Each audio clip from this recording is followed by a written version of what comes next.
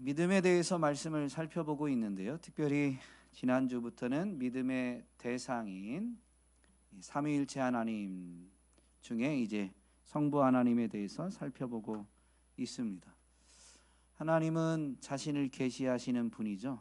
자신을 계시하기 위해서 우리를 찾아오시는 분이십니다. 하나님은 우리를 찾아오셔서 자신을 계시하시는데 무엇을 계시하시냐면 우리를 사랑하신다라는 것을 계시하십니다. 그런데 인생이 사람이 자기가 하고 싶은 대로 살려고 그 하나님을 인정하지 않고 하나님을 떠나게 되죠. 이것이 타락인데 사실 이제 모든 인생이 타락한 삶을 살아가고 있습니다. 성경은 이것을 죄라고 분명히 가르쳐 줍니다. 이 죄 때문에 하나님이 계속 찾아오시고 내가 너를 사랑한다라고 계속 말씀하셔도 여러 가지 방법으로 말씀하셔도 사람들이 깨닫지 못합니다. 그러니까 하나님이 마지막 때가 되어서 비장의 한 수 히든 카드로 말씀하시는데 바로 독생자 예수 그리스도를 통해서 내가 너를 이렇게까지 사랑한다라는 것을 증거로 보이시며 말씀해 주셨습니다. 그게 예수 그리스도의 생애고 특별히 십자가이죠. 그래서 이 히든카드로 증거로 보이며 말씀해 주신 이 사랑 앞에 이제 그 하나님의 말씀을 깨닫고 사랑에 감동되어져서 이제 자신의 삶을 맡기고 하나님의 뜻에 순종하는 이들이 막 일어나게 되었는데 그것이 교회입니다. 여러분, 구원받은 자들의 모임 공동체가 교회인데요. 그 믿음으로 구원받은 사람들, 즉 하나님의 사랑을 깨달은 사람들이 그 사랑을 베푸신 구원의 은혜를 베푸신 하나님 앞에 보이는 마땅한 반응이 무엇일까요? 감사입니다. 감사. 여러분, 그래서 참된 믿음으로 살아가는 삶의 방식은 오직 감사뿐입니다. 감사는 오늘 우리가 점검해 봐야 되는데요. 우리 삶에 일어나는 좋은 일에만 보이는 반응이 아니라 우리 삶에 일어나는 모든 일들, 심지어 질병이나 재난과 같은 어려운 상황조차도 하나님의 완전한 사랑으로 이루어 가시는 계획의 일부로 받아들여서 그 하나님 앞에 보이는 반응이 바로 감사인 거죠. 완전한 사랑으로 우리를 향한 계획을 그분이 이루어 가시는데 오늘 그것이 질병이 나타날 수도 있고 삶의 어려움이 나타날 수도 있습니다. 욥은 이 모든 일들 앞에 불평하지 아니하고 이 일들을 뭘로 해석한 거예요? 모든 고난을 욥은 어떻게 해석했어요? 그가 나를 단련하신 후에는 내가 정금과 같이 나오리라. 풀무불로 은을 단련하고 금을 단련하듯이 이 불같은 시련이 나를 단련하는 과정이지 하나님이 날 사랑하지 않는 게 아니다라고 분명히 해석했습니다. 그리고 욥기의 결론을 보면 그는 정말로 그 믿음대로 정금과 같이 나와서 하나님을 더욱 분명히 하는, 이전까지는 귀로 들은 하나님인데 눈으로 보는 하나님, 더 분명하게 더 구체적으로 하나님을 알게 되었다라는 표현이죠. 여러분, 믿음은 일어난 일에 대한 반응이 아니라 하나님에 대한 합당한 반응인 것입니다. 그리고 이 하나님에 대한 합당한 반응, 감사는 기쁨이 솟아나게 합니다. 여러분, 기쁘십니까? 아멘 하시는 분들이 많지는 않네요. 시인은 이렇게 믿음을 고백합니다. 주님은 언제나 나와 함께 하시는 분, 그가 나의 오른쪽에 계시니 나는 흔들리지 않는다. 주님 참 감사합니다. 이 마음은 기쁨으로 가득 찹니다 라고 고백합니다. 그러니까 주님이 어떤 분이냐? 언제나 나와 함께 하시는 분이고 그분이 내 오른쪽에 계신다라는 것은 이 오른편은 힘, 능력을 상징하는데 주님이 나와 함께 계시면서 내 힘이 되시고 능력이 되신다는 거죠. 그렇기 때문에 내가 흔들리지 않는다라고 고백하면서 이런 고백을 한 거예요. 주님 참 감사합니다. 그리고 주님 참 감사합니다라는 이 마음은 기쁨으로 가득 차게 되어 있습니다. 여러분 정말로 하나님이 완전한 사랑으로 변함없이 날 사랑하신다라는 것을 분명히 믿는다면 그 사람은 감사하게 되어 있고 그 감사하는 마음은 그 마음에 기쁨이 솟아나게 됩니다. 그래서 구원받은 사람의 표징, 외적인 표징이 뭐냐면 기쁨입니다. 성령의 열매에도 사랑 다음에 뭐가 나와요? 기쁨이 나오죠. 희락. 단어가 좀 달라지면 막 헷갈려 하시는데요. 기쁨이에요, 기쁨. 네. 여러분 모든 인생은 하나님을 예배하기 위해 지음받았는데 타락한 인생은 하나님을 떠나버렸으니까 하나님을 예배하지 않죠. 그런데 이제 이 하나님의 사랑 예수 그리스도를 통해서 분명히 말씀하신 분명히 보여주신 이 사랑을 깨닫고 그 사랑에 이끌려서 하나님 앞으로 돌아온 하나님 앞에 나온 구원받은 사람들은 이제 무엇을 하며 살아가느냐? 하나님을 예배하며 살아가는 거죠. 그런데 그 예배에 있어서 가장 핵심, 가장 본질이 뭐냐면 감사입니다.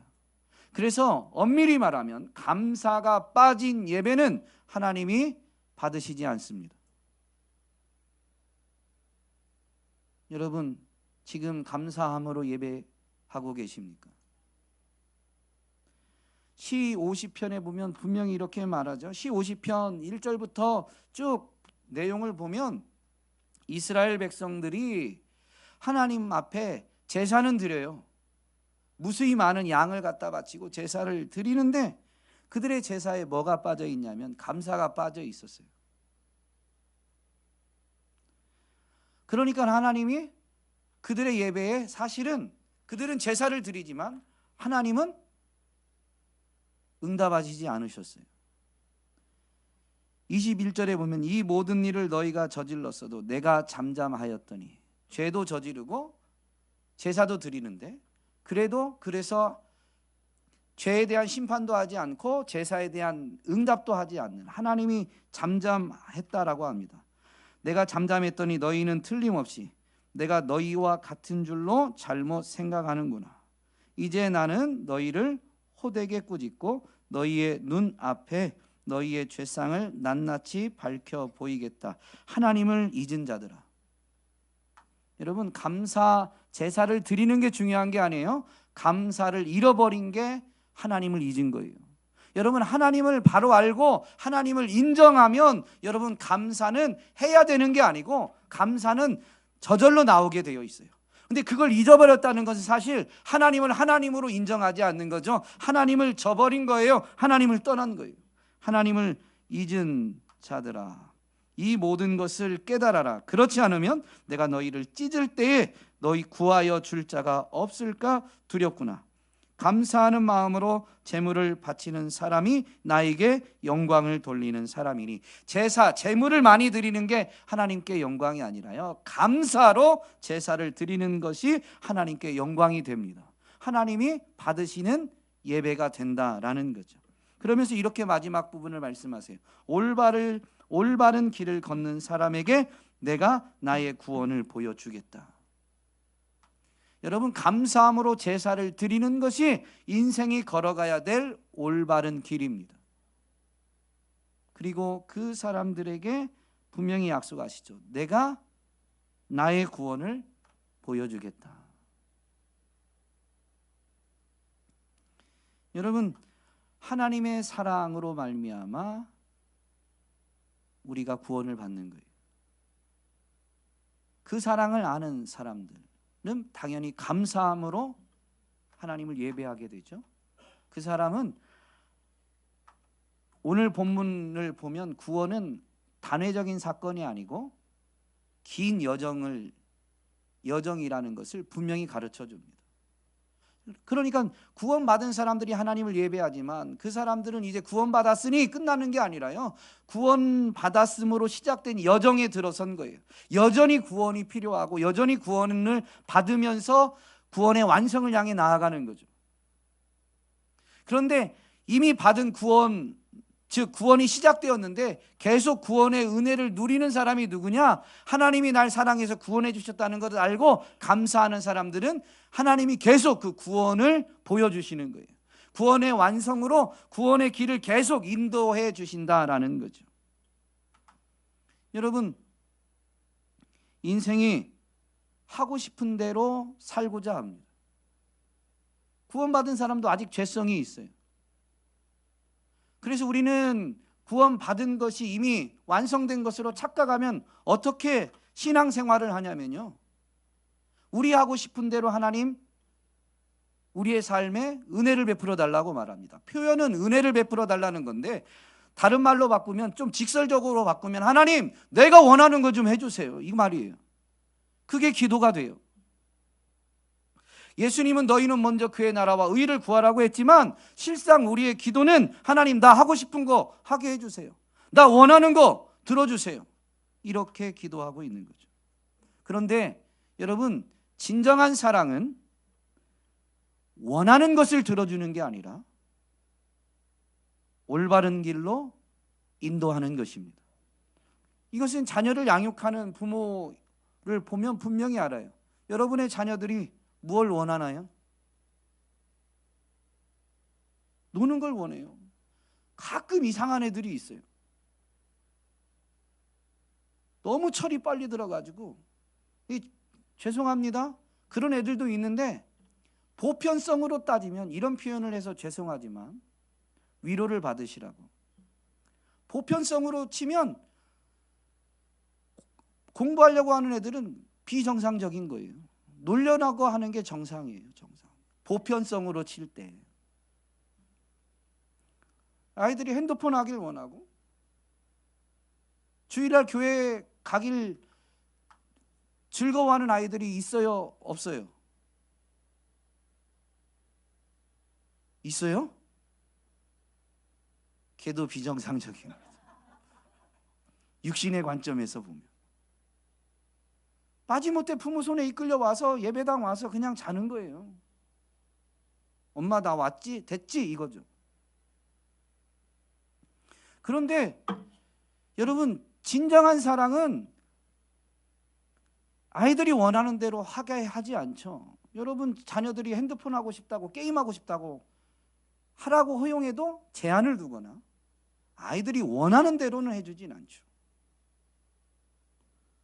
여러분, 성경은 이걸 뭐라고 말하냐면 구원이라고 말하는 겁니다. 아까 뭐가 죄라고요? 자기가 하고 싶은 대로 살고자 하는 게 죄예요. 죄에서 건지는 게 뭐냐면 구원이고, 죄에서 건지는 게 구원의 시작이고, 구원의 완성은 뭐냐면요, 하나님의 나라로 데려가는 거잖아요. 하나님의 나라는 어떤 곳이에요?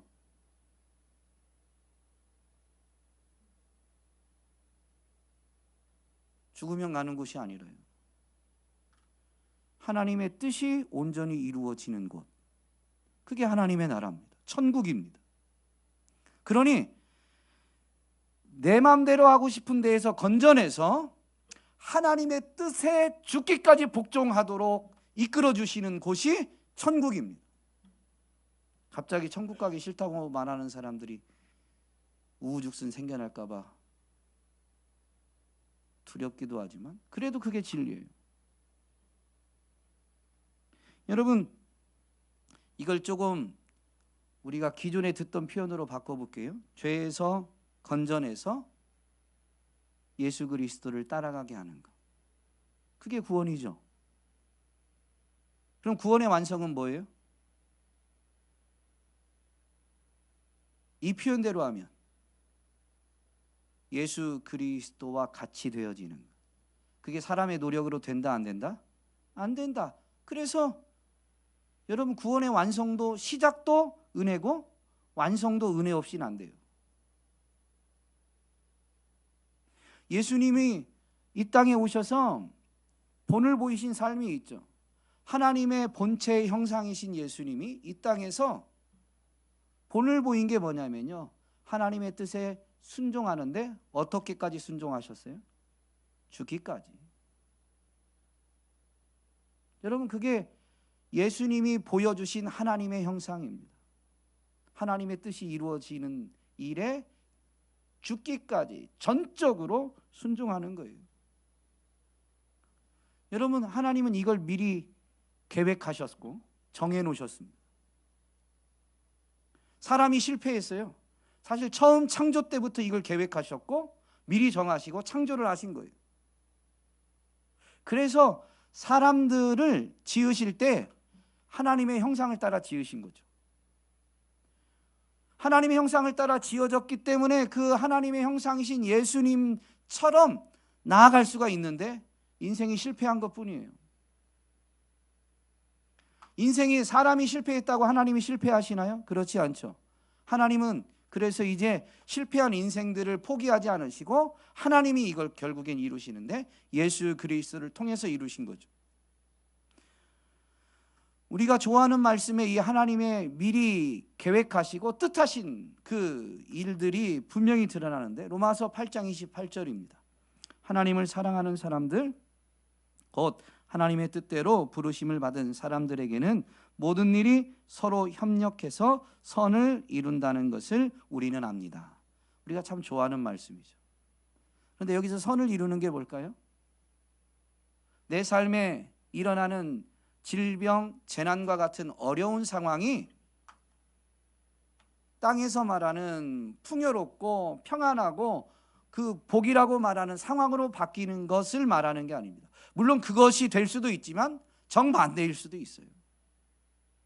여기서 선은 뭐냐면 하나님이 계획하신 일이 이루어지는 게 선입니다. 하나님의 뜻이 뭐냐? 그 다음에 나와요. 하나님께서는 미리 아신 사람들을 택하셔서 자기 아들의 형상과 같은 모습이 되도록 미리 정하셨습니다. 이미 정해놓은 하나님의 계획과 뜻인데 그게 뭐냐면요, 하나님의 아들의 형상과 같은 모습이 되는 거예요. 닮는 게 아니라 아들의 형상과 같은 하나님의 아들 독생자 예수 그리스도처럼 택하심과 부르심을 입은 사람들이 이제 자기 멋대로 살던 삶에서 돌이켜서 죽기까지 하나님의 뜻에 순종하고 복종하는 삶을 사는 데 있다라는 거죠. 여러분, 정말로 하나님을 믿으십니까? 그러면 우리는 사실 하나님 아들의 형상을 본받도록 지음받았다라는 것을 인정하고 있는 거고요. 그걸 위해 살아가고 있는데 우리가 실패해도 여러분 하나님이 실패하지 않으십니다. 옆 사람 한번 보시죠. 인사 말을 먼저 이렇게 물어보세요. 정말로 예수님을 믿으시나요? 이렇게 대답도 해주세요.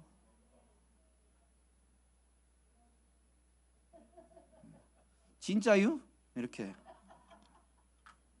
아멘 그랬으면 아멘 하신 분한테 이렇게 인사해 주세요. 다시 보니 예수님을 너무 닮으셨습니다. 여러분, 이게 믿음의 눈이에요. 우리의 생활의 어떤 모습 자체로 예수님 닮았다 말하기가 어렵죠. 아멘. 저는 그렇습니다. 여러분은 동의를 못하신, 여러분은 제가 봐도 닮은 모습이 없는 게 아니라 많이 닮으셨어요. 제 삶의 모습을 보면 저는 닮았다고 말하기가 어렵습니다. 그러나 믿음으로 말미암아 예수 그리스도의 의를 덧입어서 제 모습은 그렇지 못하지만 믿음의 세계에서 하나님은 제 믿음이 하나님 보실 때 참된 믿음이라면, 저는 그렇다고 생각은 하고 있는데 제 생각이 옳은 게 아니니까 그날엔 달라질 수도 있잖아요. 목사라고 해서 구원받았다라고 단정 지을 수 없거든요. 그러나 제가 지금 믿는 믿음이 정말로 하나님이 보시기에 참된 믿음이라면 여러분, 제 모습이 일말도 사람들에게는 예수님 닮았다라고 말하기 어려울지라도 하나님 보실 때는 예수 그리스도와 같은 거예요. 그렇기 때문에 우리가 하나님의 자녀, 하나님 나라의 백성이 되는 겁니다. 우리 눈으로 보면 안 돼요. 구약에서 보여주는 이 하나님의 구원은 출애굽 사건인데, 이 출애굽 사건 하나만이 아니라 출애굽으로 시작된 긴 여정입니다. 오늘 본문이 그걸 보여주죠. 구약에 있는 책으로 말하면 출애굽기부터 해서 적어도 여호수아서까지 가야 됩니다. 연대적으로는 매우 긴 시간이죠. 근데 오늘 본문에서는 이걸 압축해서 보여줘요. 그러면서 이렇게 오늘 본문은 우리에게 명령합니다. 하나님께 감사하라. 여러 가지 사건을 말하지만 이것을 압축해서 말하면 구원의 하나님께 감사하라는 거죠. 근데 감사의 이유는 뒤에 나와요. 그 인자하심이 영원하다. 이때 인자하심은 히브리어로 헤세드인데요, 약속에 근거한 사랑입니다. 약속에 근거한 사랑. 그런데 하나님은 약속을 변개치 않으시기 때문에 약속에 근거한 그 사랑이 영원한 거예요. 여러분, 그 약속이 변치 않았기 때문에 오늘 우리도 하나님의 약속에 근거한 사랑, 그 인자하심, 헤세드 때문에 구원받은 겁니다. 하나님이 오늘 우리에게 무슨 약속을 주셨어요? 하나님이 세상을 이처럼 사랑하사 독생자를 주셨으니 이는 누구든지 그를 믿는 사람마다 멸망하지 않고 영생을 얻게 하려는 것이다 라고 약속해 주셨어요. 자격이나 조건은 딱 하나예요. 누구든지 믿으면, 예수 그리스도를 믿으면, 하나님이 우리를 사랑하셔서 독생자를 내어주셨다는 것을 믿으면 구원받는다는 거죠.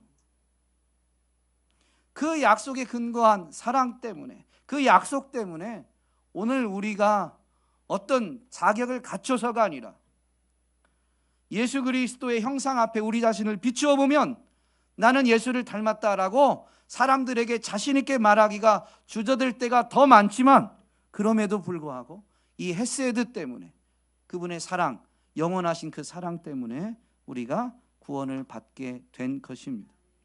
그래서 본문을 통해 분명히 우리가 되새기게 되는 건 뭐냐면요, 하나님의 영원한 사랑이 구원으로 입증되는 겁니다. 구원이 우리는 이미 시작되었죠. 출애굽 했는데요, 출애굽이 완성이 아니에요. 출애굽한 그들은 이제 애굽에서 가나안을 향해서 걸어 나가고 있고, 그러다가 홍해 앞에 이르게 되고, 그 홍해를 건너게 되고, 홍해를 건너면 끝이 아니라 광야를 지나야 되는데 그 세월이 40년이 될 줄 누가 알았겠습니까? 그런데 어쨌든 그 긴 시간을 지나서 마침내 가나안 땅에 이르렀지만, 그 앞에서도 가나안 땅, 요단강 동편에 있는 그 땅을 이미 차지한 대적들과의 싸움이 있고, 그리고 요단강을 건너는 일도 있고, 그리고 가나안 땅을 기업으로 받지만 그 땅에서도 그 땅을 온전히 얻기 위해서는 마지막 가나안 족속들과의 전쟁도 남아 있었습니다. 그 모든 것을 통과해야 정말로 약속의 땅을 기업으로 받게 되는, 하나님이 약속하신 천국이 우리의 것이 되어지는, 천국에, 완성된 천국에 들어가게 되는 것입니다. 구원이 여정인데요, 이스라엘 백성들의 그 모습을 보면 이 구원의 긴 여정 중간에는 구원이 의심되는 일들도 많고, 구원받았음이 의심을 넘어 거의 흔들리게 되는 일들도 많이 있습니다. 그런 상황 가운데에서 불평과 낙심과 원망을 일삼게 되는 것을 분명히 보게 되죠. 오늘 본문에 요약된 사건 중에서는 이 13절에서 15절에 있는 부분을 우리가 좀 대표적으로 살펴보면, 여러분, 애굽에 10가지 재앙을 내리시고 이 10번째 재앙에서는 장자의 죽음을 내리시면서 이스라엘 백성들은 그 죽음에서 건져주심을 분명히 보여주셨습니다. 그래서 이제 애굽이 두 손을 들어요. 10번째 재앙 앞에. 그래서 이스라엘 백성들이 이제 애굽을 나오면서 무엇을 요구하든지 애굽 사람들이 다 내어줬어요. 금을 달라고 하면 금을 주고. 여러분 한번 상상해 보십시오. 이 출애굽할 때 대제국 애굽이 이스라엘 백성들이 무엇을 요구하든 막 다 들어줘요. 엄청난 승리죠. 그래서 막 기뻐하고 뛰면서 하나님 정말 대단하시다. 하나님 짱, 하나님 멋져요. 하나님 은혜가 풍성하세요. 뭐 어떤 표현이든. 그러고 이제 애굽을 빠져나오는데 애굽 국경 끝이죠. 홍해 앞에 이르게 됩니다. 그런데 뒤늦게서 바로와 그의 군대들이 우리가 뭔 짓 했지? 라고 하면서 이스라엘을 쫓아와요. 여러분 홍해 앞에 서 있는데 뒤에 바로와 이 이집트의 군대가 세계 최강의 군대가 지금 붙잡으려고 바로 뒤에까지 쫓아왔다는 거죠. 그러니까 이스라엘 백성들이 어떻게 해요? 출애굽기 14장에 나오는데요. 10절부터 12절에 보면 바로가 다가오고 있었다. 이스라엘 자손이 고개를 들고 보니 이집트 사람들이 그들을 추격하여 오고 있었다. 이스라엘 자손은 크게 두려워하며 모세를 원망하며 말하였다. 이집트에는 묫자리가 없어서 우리를 이 광야에다 끌어내어 죽이려는 것입니까? 어려운 일만 나면 죽겠다 죽겠다. 우리 이제 죽는 거 아니야?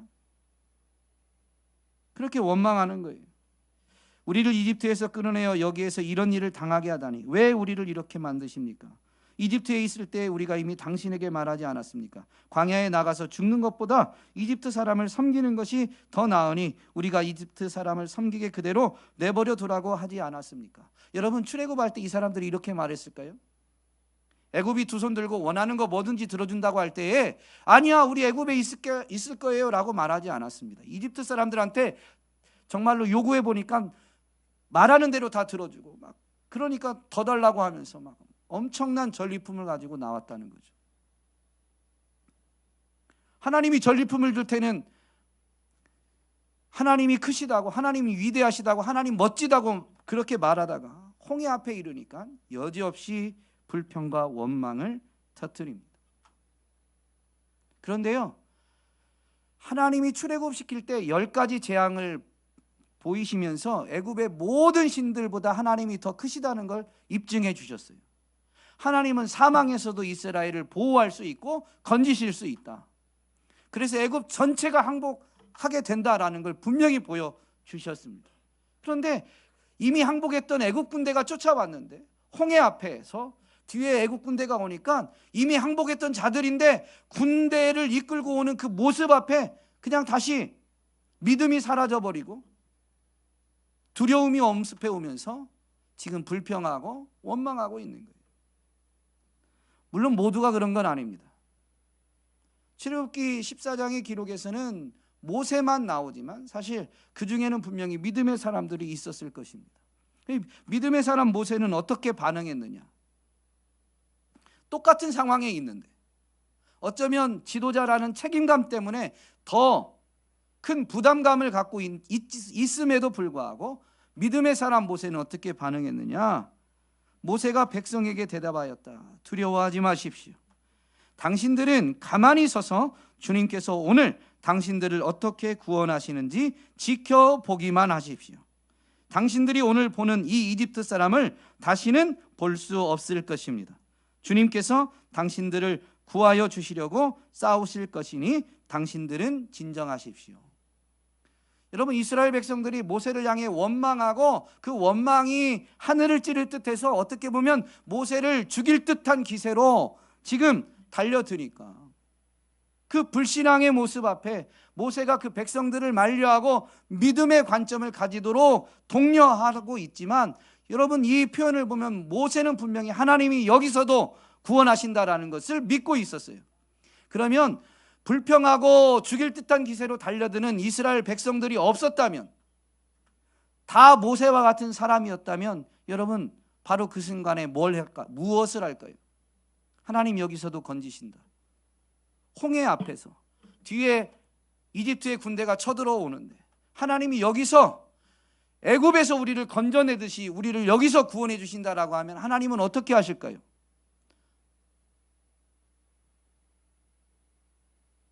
결과론을 말하는 게 아니에요. 애굽에서 건지신다라고 했으니까 홍해를 갈라서 건너게 하시든가, 아니면 홍해 위를 걸어서 건너게 하시든가, 이집트의 군대에 붙잡히기 전에 홍해를 건너게 하실 거예요. 또는 홍해가 아무 변화가 없다면 이집트의 군대를, 때로는 아수르의 18만 5천 군대를 하룻밤 사이에 하나님이 보낸 천사 하나에 의해서 싹 쓸어버리듯이, 그래서 유다를 건지신 것처럼 그 뒤에 있는 위험 요소, 대적을 하나님이 싹 물리치실 거예요. 근데 결과론적으로 보면 어떻게 하셨어요? 그 두 가지를 다 하셨어요. 홍해를 갈라서 건너게 하시고, 뒤쫓아오는 이집트의 군대는 하나님이 싹쓸이해 버리십니다. 여러분, 일이 일어나기 전에 모세는 이걸 분명히 보았어요. 그러니 홍해가 가로막고 있다고 불평하지 않고, 이집트의 군대가 뒤쫓아오면서 이제 곧 우리를 붙잡고 죽이겠다라는 기세로 달려드는데 그 위협 앞에 두려워하지 않는 거예요. 하나님이 구원하신다라는 것이 분명한 믿음이면 홍해가 가로막든 이집트의 군대가 쳐들어오든 여기서도 건지실 것이니 하나님 감사합니다 라고 고백하게 되어 있어요. 그래서 사건이 일어났기 때문에가 아니라 하나님은 구원하시는 분이시기 때문에 오늘 본문은 어떤 상황에든지 구원의 모든 요소에서 감사하라라고 명령하고 있는 거예요. 야, 봐라, 이런 일이 일어났지? 여러분, 그런 일이 일어난 다음에는 누구나 감사합니다. 하나님이 영원한 사랑으로 언제나 우리와 함께 하시며 크신 능력으로 모든 상황 속에서도 구원하시는 분이시다라는 것이 분명한 믿음이라면 모든 상황에서 감사하게 되어 있습니다. 감사하라라는 것은 우리가 해야만 한다라는 게 아니라요, 그 상황에서 하나님 영원한 사랑으로, 완전한 사랑으로 우리를 사랑하시는 그 하나님을 정말로 믿으라라는 명령이지, 감사하라라는, 오늘 우리 교회가 추수감사절을 앞두고 라이팅 훈련하고 있는데 그 라이팅 훈련 하라라는 의미가 아닙니다. 꼭 글이 아니면 말이라도 해라, 하나님 땡큐, 이 말하라는 게 아니에요. 여기서 건지실 하나님을 정말로 너의 하나님으로 의지하라는 거죠. 제가 예화를 좋아하진 않지만 하나 소개하려고 합니다. 감사의 능력이라는 책에 있는데요, 멀린 캐러더스 목사님이 쓰신 책입니다. 13쪽에 보면 예화입니다. 한 어머니가 나를 찾아와 나이트클럽에서 댄서로 일하는 딸을 위해 기도해달라고 부탁했다. 나는 기꺼이 함께 기도하겠다 하고 답변하면서 딸의 상황에 대해 하나님께 감사했다. 그러자 그 어머니가 소름 끼친다는 듯한 눈으로 나를 쏘아보았다. 딸이 예의 범절을 조롱하고 종교를 비웃는 걸 하나님께 감사하라고요? 그렇게 말씀하지 마세요. 난 딸의 불행에 대해 사랑의 하나님이 아니라 감사한다면 사단에게 감사할 게 분명해요. 그 어머니는 어려운 선택 앞에 서 있었다. 그녀는 평생 좋은 일은 모두 하나님께 감사하고 나쁜 일은 모두 사탄을 탓해야 한다고 배웠다. 그래서 나는 그녀와 함께 성경책을 보면서 하나님이 그분을 사랑하고 믿는 자들을 위해 모든 것을 합력하여 선을 이루시며 아무리 악한 상황이 닥쳐도 우리가 범사에 감사하길 원하신다는 구절을 찾아 같이 읽었다. 그리고 이렇게 답변했어요. 어머니는 딸이 사단의 지배를 받고 있다고 생각할 수 있어요. 하지만 크신 하나님의 능력에 대한 믿음이 부족하여 딸을 향한 하나님의 완벽한 계획이 이루어지기 어렵게 만들 수도 있습니다. 아니면 하나님의 역사하심을 믿고 범사에 감사하며 어머니의 감사와 찬양으로 따님의 삶 가운데 역사하시는 하나님의 능력이 나타나게 할 수도 있습니다.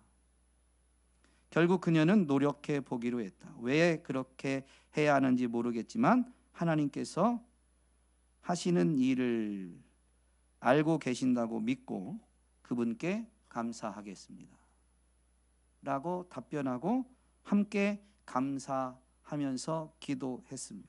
그 결과는 해피엔딩이에요. 그날 밤에 하나님이 놀라운 일을 이루십니다. 저는 감사했기 때문에 이 결과, 놀라운 결과가 일어났다는 걸 말하고 싶은 게 아니라요, 감사는 마법 같은 우리가 원하는 결과를 만들어내는 수단이 아닙니다. 감사는 믿음의 표현입니다.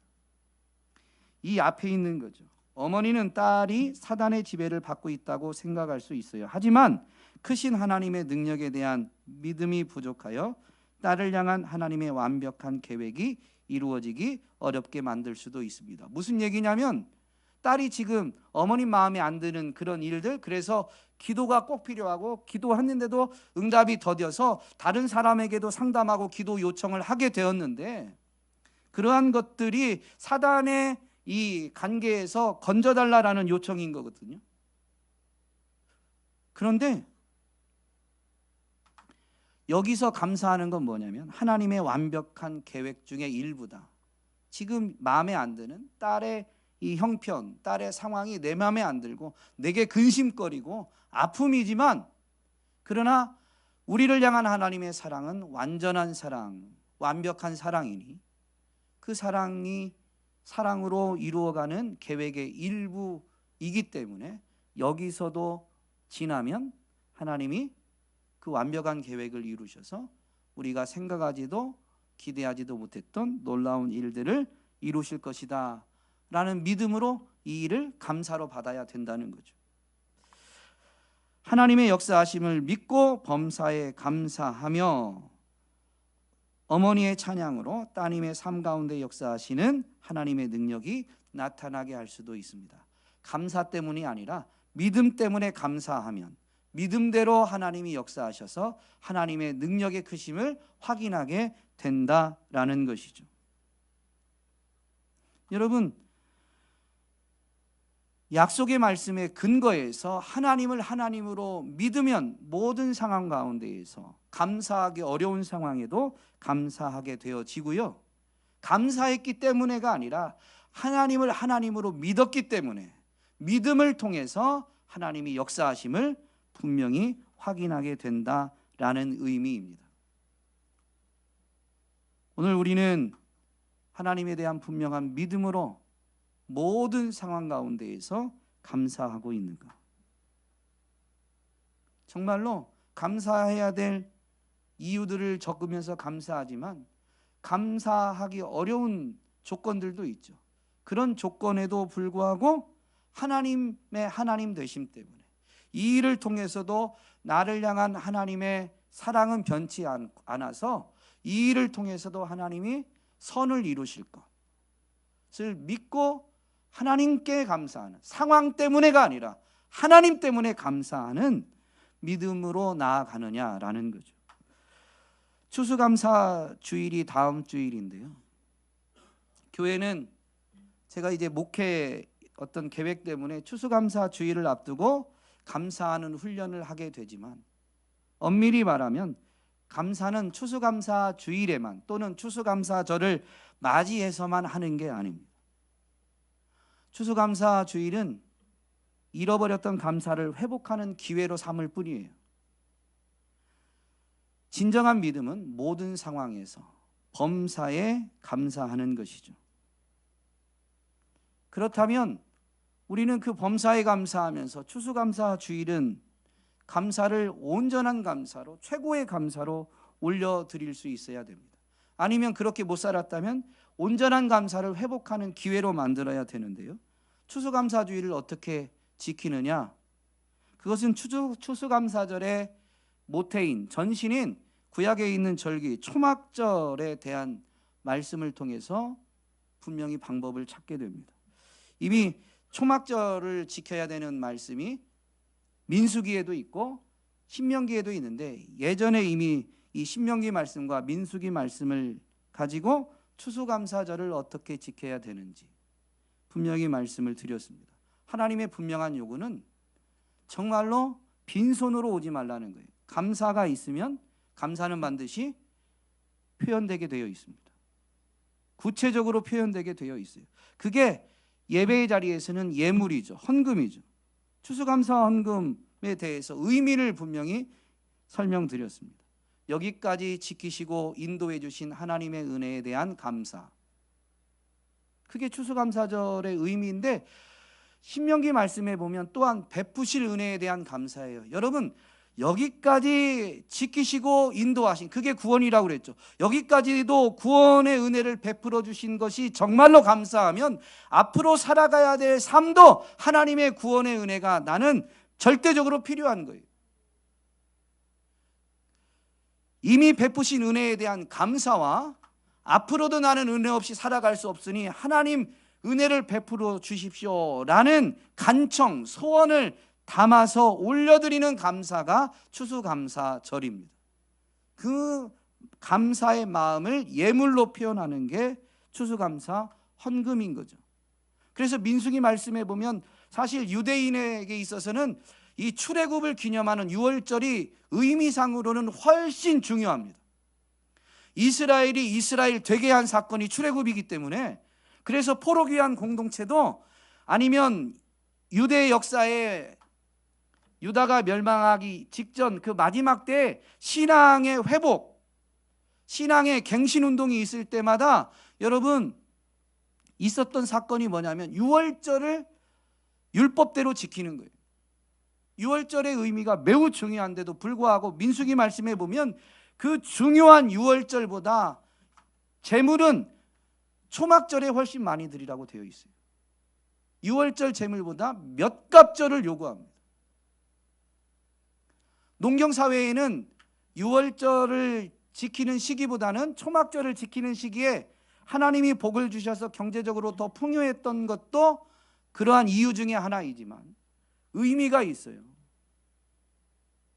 여기까지 인도하신 은혜 위에 앞으로 걸어가야 될 길, 그 길에도 하나님 은혜 베풀어 주십시오라는 이 의미 때문에 몇 갑절의 제물을 요구하시는 거예요. 우리가 말만이 아니라요, 하나님을 믿는 믿음은 아는 것, 인정하는 것, 그래서 맡기는 것이라고 그랬죠. 머리로는, 말로는 누구든지 하나님 은혜죠, 감사합니다, 다 합니다. 이 추수감사 예물에 대한 설교를 하고 사실은 한동안은 이젠 설교하진 않았어요. 그런데 변화가 없는 것을 보고 좀 제 마음이 즐겁진 않았습니다. 물론 저는 몸부림치고 있습니다. 그래서 지금도 추수감사 헌금하기 위해서 올해도 적금을 타가지고 이제 추수감사 헌금을 할 겁니다.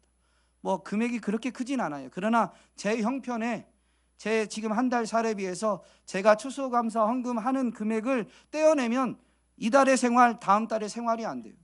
그래서 미리미리 1년 동안 베푸신 은혜에 대한 감사와 앞으로 또 1년 베푸실 은혜를, 분명히 하나님 은혜 없이는 살아갈 수 없으니까, 그게 진짜 믿음이니까, 그래서 주님 명령대로 하는 거예요. 추수감사 헌금을 많이 하면 내년에 더 많은 수입이 생긴다라는 의미가 아니에요. 여러분, 헌금은 다 은혜에 대한 감사의 표현입니다. 그러니까 한 가지 분명한 건, 헌금을 많이 하면, 진짜 믿음대로 하면 내년에는 갑절의 은혜를 누리는 거예요. 갑절의 은혜를 누리는 거예요. 그런데 그 갑절의 은혜는 올해보다 부자 된다는 의미는 아닙니다. 그러나 한 가지 분명한 건, 하나님이 지키시고 보호하시고 인도하시는 은혜는 갑절로 누리게 되어 있어요. 그래서 여러분에게 당부하고 싶은 건 뭐냐면요, 다음 주 추수감사절인데요, 정말로 의미를 되새기고 진정한 믿음으로 예년과는 다른 의미를 담아서 믿음대로 좀 했으면 좋겠습니다. 금액은 상관은 없어요. 근데 이 의미를 설명해드리고 다른 절기와는 차별이 있는 그런 예물을 하나님은 요구하셨는데, 우리의 이 추수감사헌금을 보면 변화된 분도 있지만 대부분은 예년과 똑같아요. 그게 좀 안타깝다는 거죠. 의미를 설명을 드렸다면 그 의미에 담긴 것만큼은 분명히 좀 인정하고, 그래서 하나님께 감사를 표현하면서 우리의 것을 하나님께 돌려드리는 게 있는 것이 말씀에 대한 참된 믿음의 반응이기에 개인적으로 목사로서 안타까움이 좀 있었습니다. 어쨌든 이번에는 여러분이 목사가 말한 헌금 더하라는구나 이렇게 해석하면 시험 들고요, 의미를 여러분이 따져보고 정말로 하나님에 대한 믿음을 점검하고 하나님이 기뻐하시는 진정한 내 감사가 담긴, 절기에 맞는 내 감사가 담긴 예물을 하나님 앞에 올려드렸으면 좋겠습니다. 은혜에 대한 믿음의 반응이 감사이고요, 그 감사를 하나님이 기뻐 받으셔서 하나님의 구원을 보인대잖아요. 감사했기 때문이 아니라 감사로 표현된 믿음대로 역사하시는 거죠. 여러분, 그래서 감사는 찬양에 이제 나오는데요, 감사는 여기까지 받은 은혜 위에 앞으로 걸어가야 될 은혜를 받게 되는 씨앗과도 같아요. 그래서 은혜 위에 은혜를 누리는 비결이 감사입니다. 오늘 저와 여러분이 누구보다도 은혜 위에 은혜를 누리는 주인공이 되시기를 주님의 이름으로 축복합니다.